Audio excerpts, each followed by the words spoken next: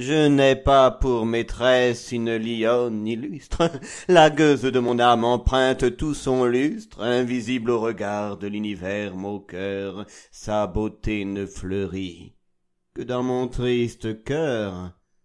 Pour avoir des souliers, elle a vendu son âme, mais le bon Dieu rirait si près de cette infâme. Je tranchais du tartuffe et singeais la hauteur, moi qui vends ma pensée et qui veux être auteur, vice beaucoup plus grave. Elle porte perruque, tous ses beaux cheveux noirs ont fui sa blanche nuque, ce qui n'empêche pas les baisers amoureux de pleuvoir sur son front, plus pelé qu'un lépreux, elle louche.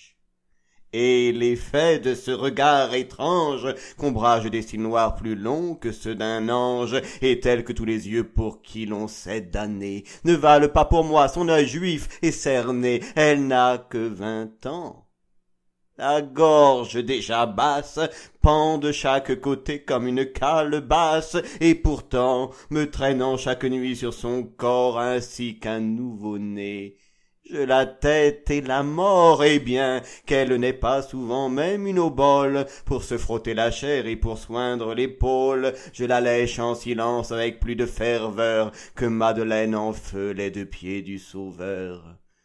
La pauvre créature au plaisir essoufflé a 2 rauques auxquelles la poitrine gonflée, et je devine au bruit de son souffle brutal qu'elle a souvent mordu le pain de l'hôpital.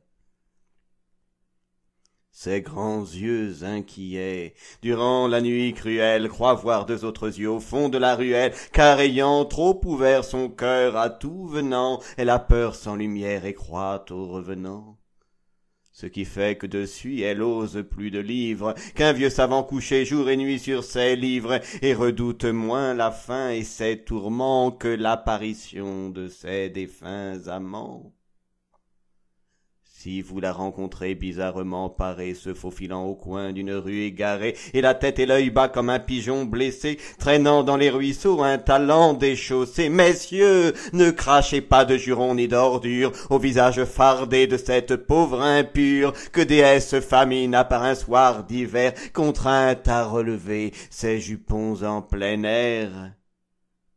Cette bohème-là, c'est mon tout, ma richesse, ma perle, mon bijou, ma reine, ma duchesse, celle qui m'a bercé sur son giron vainqueur et qui dans ses 2 mains a réchauffé mon cœur.